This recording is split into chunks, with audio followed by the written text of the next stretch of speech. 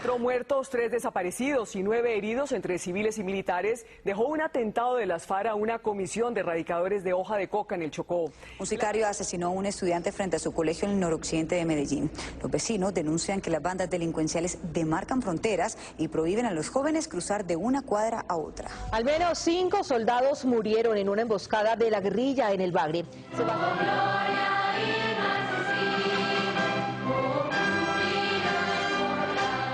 ¿Qué es el derecho a la información?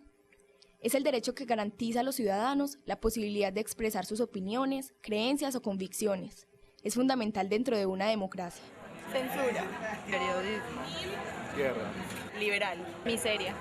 Corrupción. Paz. Porno. Sin embargo, se debe comprender que este derecho va más allá de la libertad de expresión e incluye la facultad de informar, investigar y recibir libremente información por cualquier medio de difusión.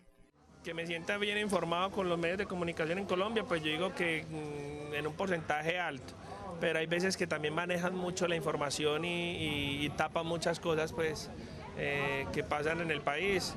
Entonces ahí es donde como que la credibilidad de esos medios como que cae mucho. No, pienso que los medios de comunicación están sesgados, sobre todo si son las grandes cadenas, pues representan unas voluntades e informa lo que es conveniente para ellos. Al igual que todos los medios de comunicación en el mundo, siempre hay una cuota de amarillismo y de comercialización que impide una verdadera información eficaz. La Corte estableció que se debe separar el derecho a la información del derecho a la opinión, ya que el segundo tiene un carácter subjetivo más no objetivo, por lo que no debe informarse opinando, dado que se vulneran los derechos de los receptores de obtener información imparcial y verídica. La información que nos están brindando los medios de comunicación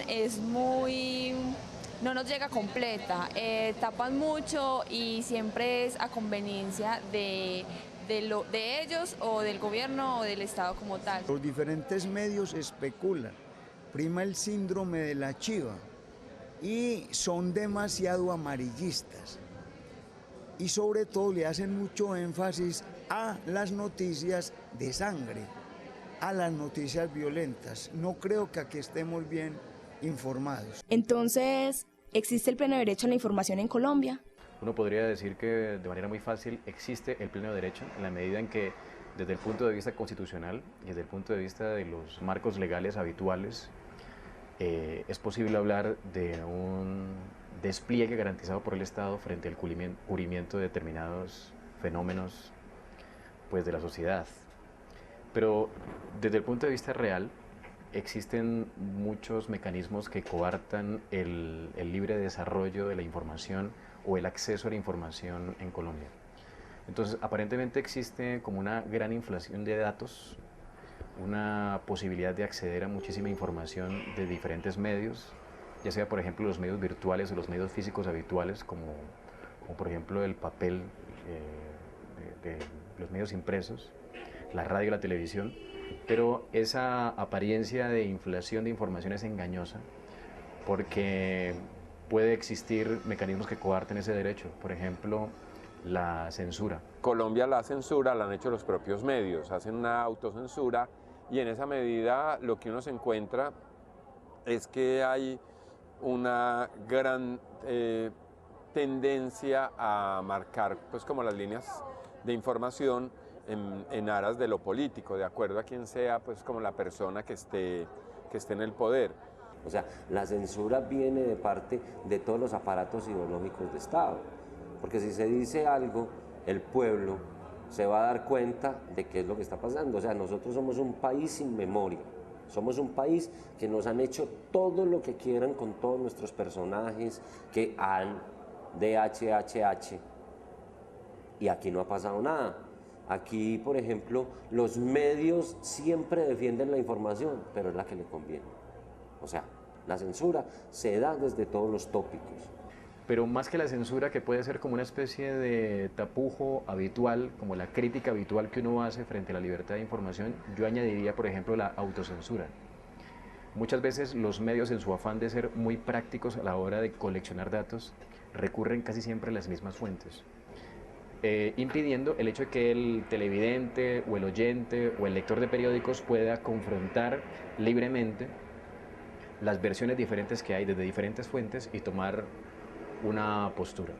Ahora, en un país en guerra, en un país en conflicto, como en todo conflicto, la primera víctima es la verdad. Y obviamente al gobierno no le interesa que el ciudadano de la calle, el ciudadano común, pueda detenerse a pensar qué partido tomar. O sea, para el gobierno y para el Estado es muy claro que el partido que debe tomar es el partido de las fuerzas militares. Y por eso buena parte de la información relacionada con el orden público es propaganda. O sea, está pensada básicamente a que la gente considere que vamos ganando una guerra, que debe apoyar al gobierno, que debe apoyar a las fuerzas militares, porque además ellos son héroes reales, etc. ¡Asesinos! ¡De puta! ¡Esclavos de mierda! ¡Asesinos, hijos de puta!